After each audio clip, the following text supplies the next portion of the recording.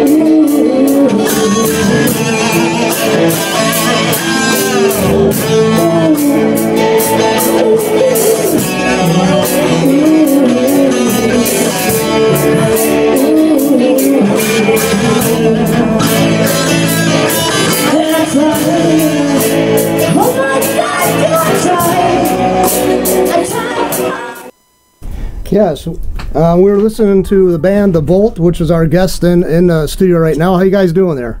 Good. And anyway, hopefully I turned down the music there. Anyway, that was an excellent cover of that song. I mean, I've heard people slaughter that, and that's really a great job there on the vocals. I mean, that's a difficult piece vocally, I think. Yeah, and my voice was fading quite a bit in there because I had a sore throat. Yeah, that's okay. That's remarkable right there and stuff. But I mean, it was really a good cover. I forget the original band that did that. It's like it was in the '90s. Four Non-Blondes. Four Non-Blondes, and it was a great. I love that song back then, and that was a real good rendition. You guys did a real good cover on that. Anyway, we're sitting down with we got the names above you here, so you can't see it, but the audience can. We got Timothy Dagan, Tina Wallace, Chris Jensen, and Larry Green. Now I want to make sure I got you online here, Chris. So we got your last name is Jehnsen, right? Yep. All right. So that's an unusual spelling. So anyway, Larry Green's at in the plaid shirt on the very end there. So anyway, welcome to the All Points TV, and I'm glad to have you here. Your manager's Ozzy, and I've been friends with Ozzy for several years now. He's the Flint's own Oz. If you have never heard of him, he's like Ozzy Osbourne impersonator, and he's really convincing. Anyway, yes, and he's your manager. So yeah. So anyway, how long you guys been together as a band? We got together February of last year. Well, yeah. So February will be 1 year. Okay. And now, is this the first time all of you been in a band, or what? I mean, most of the time people are been in bands. I think Chris and I were talking about before the show. You had been in a band before, left it because of family. You had a family and you couldn't stay with it. So yeah, I was in California when I was like I left Flint when I was 9 and went to California, and then I picked up the guitar when I was about 15, and then started original songs with a band out there called Strutter, and then I ended up moving back home when I was like 18. Then I started another band, and we did originals and stuff, and then when I was about 25, I kind of got out of it and had 3 kids, and that pretty much took me out of the music scene, and now they're older now, and I'm back in it.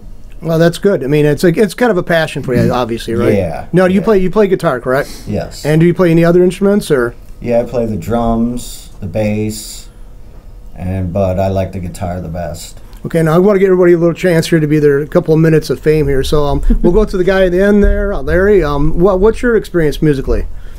Well, I played with a few guys in in a garage band kind of thing, but never really played anywhere, just in the garage. And this is really the first time I really went out and played with a band. See, I think that's got to be a strain because I can sing pretty decently, I've been told, but I would really I have a fear of singing in public. Because that's kind of personal. It's like you're basically exposing yourself. I mean, not in the sense you usually can get arrested, but you're putting yourself out there. And now, do any of the guys there sing backup vocals, or is it pretty much on you, Tina? Chris and Tim both help, or I'm sorry, Chris and Larry both help sing the backup. Now now how long have you been all involved in music? We'll first go to Chris, then we'll go to Larry, then we'll go Tina, and then we'll go to Tim. So anyway. Okay. Oh, so is it me now? Yeah, yep, it's on you. All Ladies right, well, first, yeah. I'm a late bloomer. I didn't get involved until I was in my 30s. So I've been doing this for about 13, 14 years. I was, my very first experience getting into a band was, I was with Dan Honaker Jr., who is the son of Dan Honaker Sr., who is Bob Seger's, I think, backup vocalist or something like that. Impressive. Yeah. And yeah, we never got out of the garage.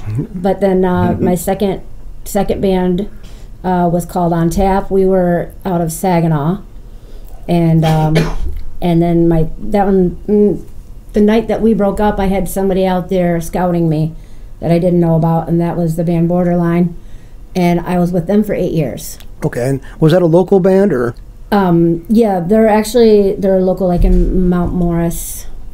Yeah, but Mount Morris and Clio.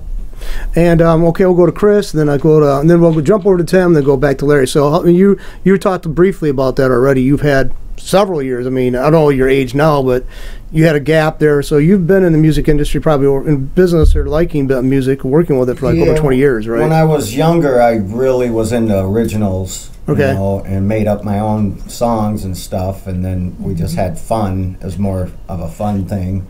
And then, you know, I took that break when I had the kids, and now they're older, and I've been into it the last 3 years.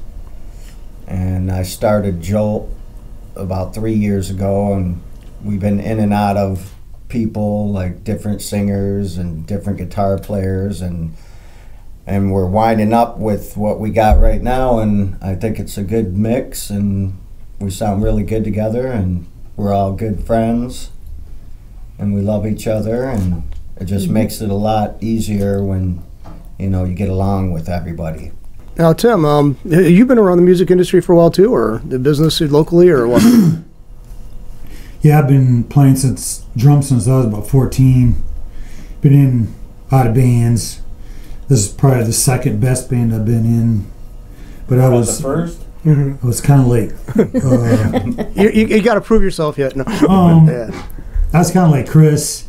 I was doing it for a while, and then I got married, had kids, but I was still doing it. But I got divorced, and I had to sell my drum kit I had. I was out for about 5 years, and then I moved over to the east side. I had a house on Cummings, and went to Crown Road Bar. They had a jam night with Free Will. And I hadn't really played with anybody in 5 years, and I got talked into signing up. And then I got back into it like that with them, got another drum kit. Then it took a few years going to jam nights, playing, and actually Larry over here, I was at a jam night, Crown Road Bar, and he was looking to jam with somebody. I was putting another band together with somebody else that was about a 2 or 3 year project, never went anywhere, and he came over to play bass, and we just started talking, and then he got in with Jolt before I did. He's the one that kind of brought me in. They were looking for drummers, and then, I don't know, I've just kind of been with them ever since, and that was like almost 3 years ago, I guess, almost already. Yeah. That was a good segue. We'll go to Larry now, and you can talk about your experience and tell us about what you think about, you know, in music, what you're doing in music. Well, I started out playing just an acoustic guitar, and I really never played electric. And I just messed around with guitar, never got really serious with anybody, never really played in a band. Until maybe about 5 years ago, there were some guys looking for a bass player, and so I started picking up the bass then. And then, like Tim said, Jolt came around, and I went to Crown Row Bar and was trying to get into something a little more serious, because these guys were just in the garage and we weren't really getting anywhere. And so I went to Corona Row Bar and asked the sound guy if he knew anybody that was maybe looking for a bass player, and found Tim. Now, see, I've seen that before. Like people they have talent. They played with the band breaks up for various reasons, personality clash. I mean, everybody's got families who that they have to attend to, and then there's somebody who kind of orphaned, and so they hook up with other orphans and they create a band. Better name. And so it's like and it's like another thing is too the amazing amount of Tom Sumner, another guy does a lot of radio interviews here. He's the Tom Sumner program, and he's a musician himself. He's also a drummer, and that's, by the way, the drummers are usually the harder members to find for a band because they're few and far between. That it's an expensive thing to get into with the drum set and all that. So, but anyway. Tom Sumner would always say the talent pool you find in and around Flint in Genesee County is probably as good as you'll find anywhere else in the country, and I find that to be really a truism. So yeah, I mean, there's very good people out there, and a lot of garage bands, a lot of bar bands that just don't seem to get these wind in their sails to take them really far, but they got the talent. They just they don't have the promotions, and that's what I think Ozzy's really trying to rectify there. He wants to promote you guys all. Now you do have some appearances that you're going to go to, right? You're going to be showing that. Yeah, we have lots of appearances coming up. December 29th through the 31st, we're playing the Crown Road Bar. That's our home bar. That's kind of how most of us got started. So then after that, January 6th, we're doing an interview with the local Scream radio show. They're the ones that put on the event where we won Battle of the Bands also. From that, we got quite a few more gigs. We have Sidetracks Bar and Grill in Lapeer on January 6th as well. And we're being interviewed with Homegrown Live at that gig. And then January 19th, we have Hickory Lounge Bar and Grill in Owasso. January 20th, what is that? Joker's annual party? Jokers. Oh, Jokers. I'm sorry. Jokers annual party at VFW on Dort Highway. January 26th, we have the Tom Sumner interview. February 9th, we're playing at the Hitchin Post in Lapeer. February 10th, my birthday, is Shorty's Bar and Grill in Waterford. February 23rd, Sidetracks Bar and Grill in Lapeer. February 24th, the Boat Bar in Ortonville, which is where we won the Battle of the Bands. March 10th, BMO's Bar and Grill in Bay City. And May 12th is big old Oz Bash for Ozzy and Tim's birthday at the Corona Row Bar again. Wow, that's quite a lineup for a band. It's just plays it locally. It's you got a lot of stuff going on. I mean, people are going to be envious of that. It's pretty good. It's great. It is fantastic. Now, you do that was a cover that we heard. Now, do you write your own stuff yet, or you feel like you're going to test the waters before you do that? We want. Yeah, we want to really bad. I think we've all written our own things.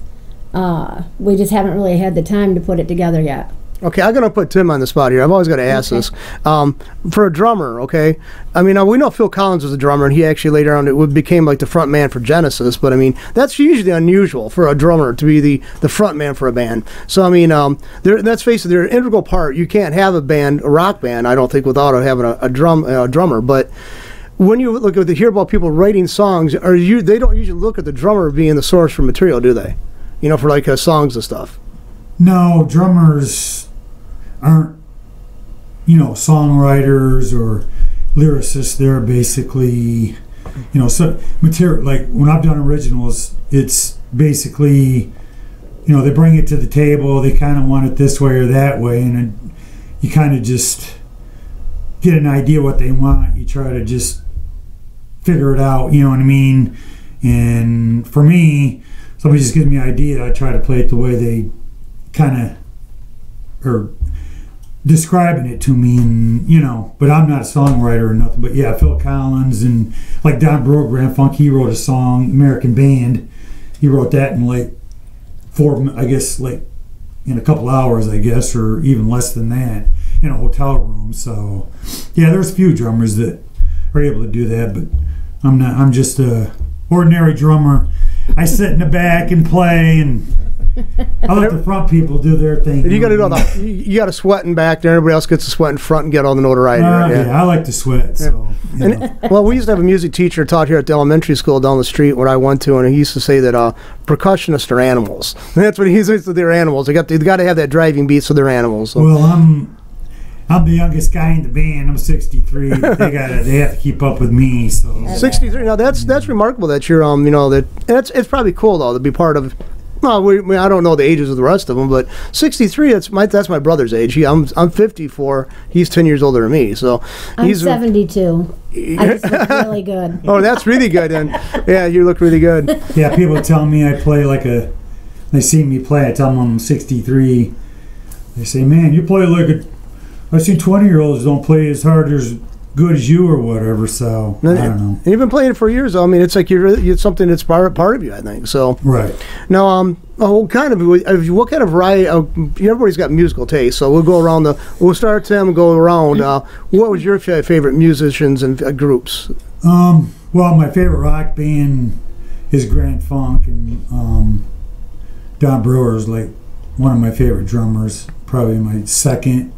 And Rush is probably my first, and Buddy Rich is my third one. But I grew up in the 70s, 60s, 70s, classic rock. But I played some disco, and I played blues. I've done a little bit of everything, you know what I mean, here and there with different people. And I play different stuff when I go to jam nights. So I like classic rock the best, basically, And the rest of the people there forgive you for your discretion about going into disco for a while, huh? Yeah, everybody's forgiving of that. Anyway, we'll ask the same question to Tina. What's your influences? I absolutely love Tool. That's my all-time favorite band right now.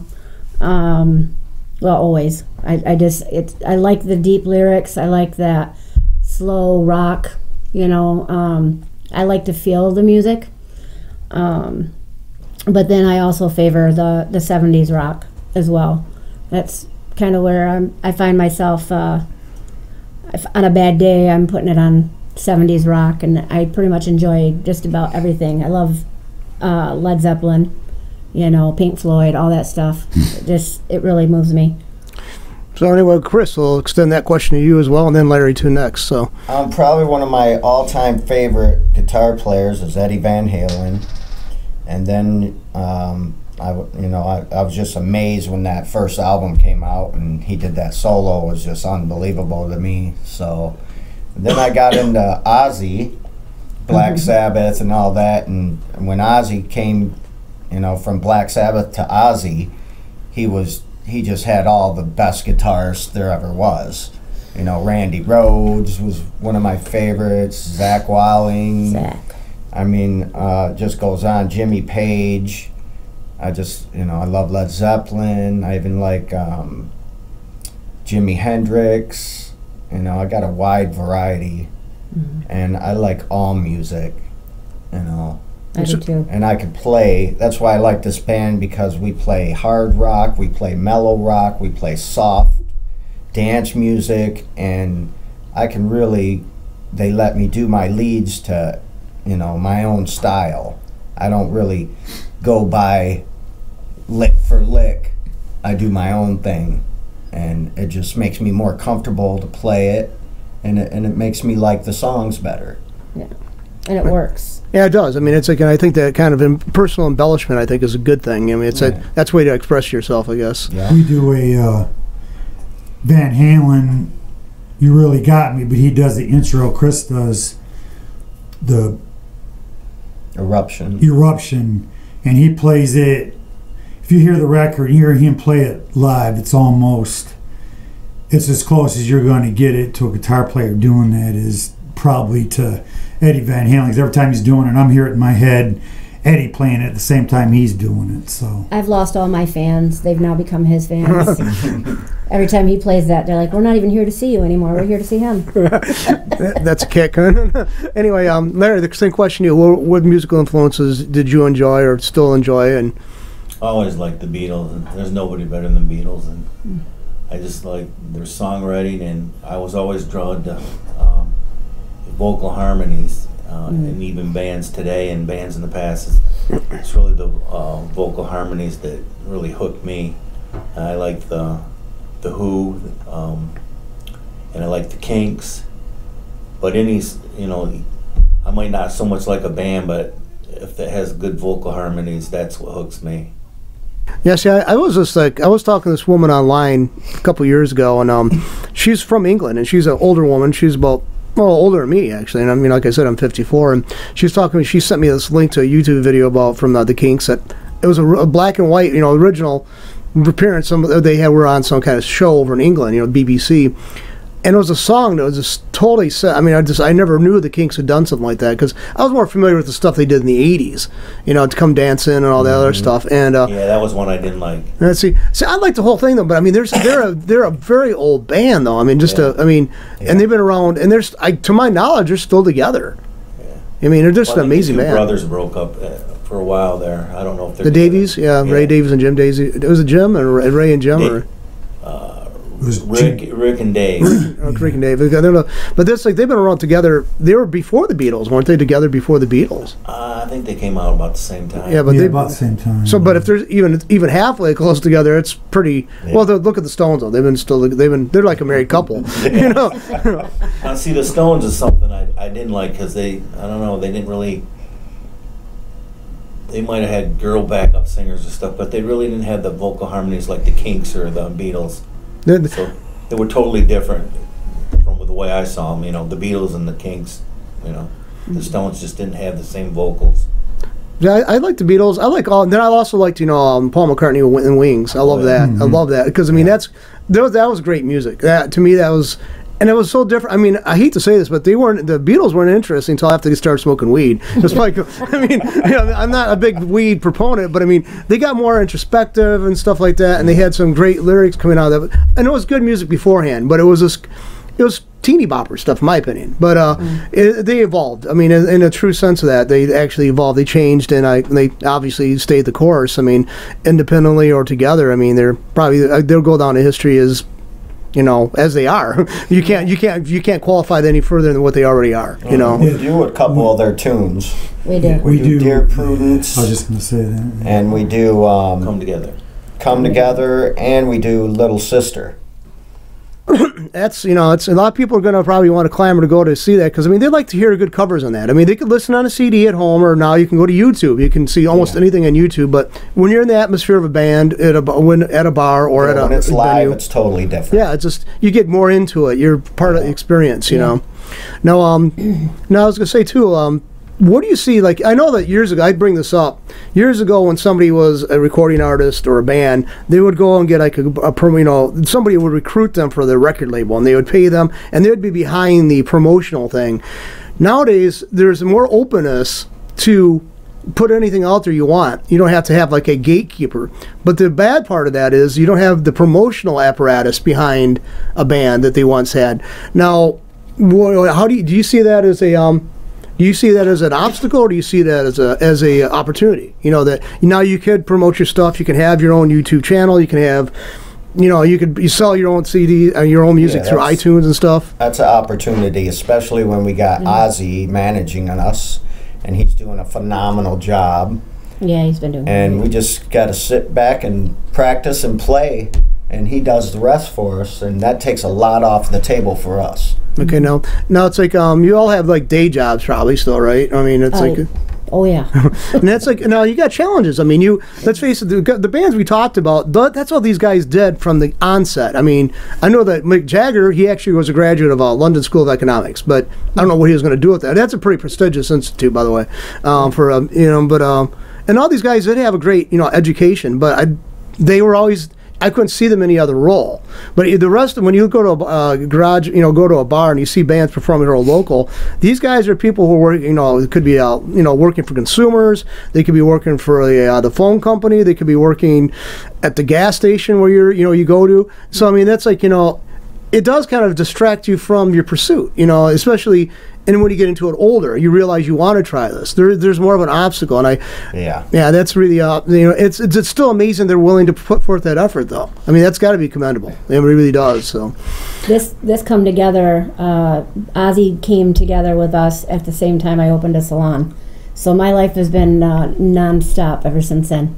No, it's like hopefully it's like your journey will actually start together and be down the road 15, 20 years. I mean, let's face it, you know, you can, you know, maybe you can all have your walkers and you can pull them up to the stage and it's like, and that's, I'm not making, I shouldn't make that joke because I've had just hip problems recently myself, and I was like, and I'm only 54, like I said, and it's like, it catches up with you. I mean, it's like, the abuse you put your body through when you're younger will catch up with you. Yeah. Your body's not as forgiving as you like to think, you know. So you're talking about the promotion thing. Ozzy's the one that approached, well, actually, he heard us at Crown Road Bar. I've known Ozzy off and on for a while, just Crown Road Bar and whatever. Anyway, but he saw us one night, and then next day he was on Facebook or whatever. Somebody in the band get a hold of me. I'm like, what's Ozzy want to get a hold of us about?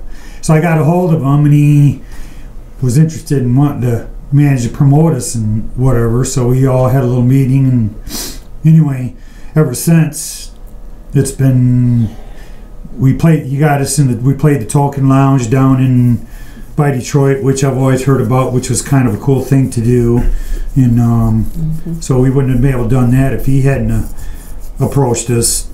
So we're doing a lot of stuff with promotion like you're talking about. I think that helps out more than just trying to do it yourself. Oh, yeah, and then just like, you know, Ozzy's a person that we'll talk about like he's not here and he's right over to the side there and he's off camera. We'll talk. He's quite the character, isn't he? Yeah. And of course, no, we can't relate to personal Oz stories because he is here. But anyway, we're just joking with you, Oz. Yeah. But anyway, no, he is kind of he is a very everybody knows Ozzy. I mean, I've got friends who are rap and hip hop artists and they know Ozzy. So he's been around for the Flint area for how many years now, Oz? I asked him how many years he's been around. How many years you've been around the music scene here? 30. About 30 years. Well, yeah, that's the voice of Ozzy, people. He's just like 30 years. That's all. And we can't convince him to be like Alfred Hitchcock and making a cameo appearance even. But anyway, he's out there. He's running a video camera on his own over there. So, but anyway, well, I'd like to say though, I'd like to wish you the best of luck, and I definitely extend an invitation for you coming here in the future, and maybe we can actually have. We can bring in some of the instruments. You can play something, maybe one or two songs live here. Again, we'll go over some of those dates, and they can catch up with them. I have right up there your Facebook page and the contact information on your banner right there. And that's a nice logo, by the way. Do you all have individual? Do you want to give out your individual Facebook page, or do you just prefer if they go to the band's Facebook page? Yeah, the band. We got all of our, everything's on there that you need to know, and. Yeah, Ozzy keeps up on that as well. He does a good job. Yeah, it's like, and Ozzy is again. He's doing a good job there recording. He's like just sticking with it there. Anyway, we're gonna wrap this up in here, and I'm gonna play you want to play the part 2 of the song? Yeah, and just real quick, something we played around with one evening. We were just kind of having a good night and started playing around with it, and it just worked, and we loved it, and we played it out. That was our first time playing it out. What you're gonna hear.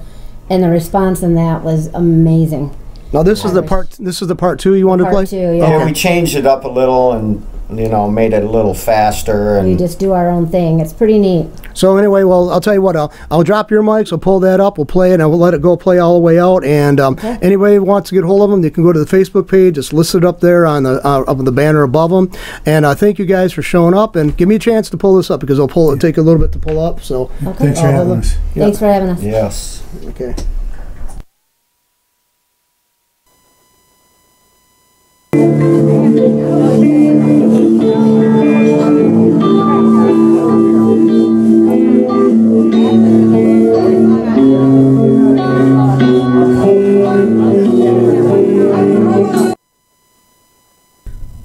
Oh, so I don't think that's a song, is it? No. Okay, I pulled it up. Hold on here. Okay, I'm going to pull it up and see. Because this is the beauty of like live stuff, Yeah.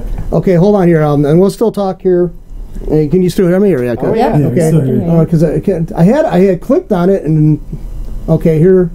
Okay. Okay. Go back here. see where I can find it here. Okay. Okay, that wasn't it. All right. I got another thing popping up here. That's really weird. What's up, part 2? Okay, I'm going back here to the other page. I'm going back to your home page. That's what it is. Okay. Come on. Okay. Okay, well. Okay, well, hold on here. This is embarrassing, folks. Here, what's up? Okay, what's up? Part 2. Okay, so okay, we're ready to go. And like I said, we'll let this take us out. Okay. Okay.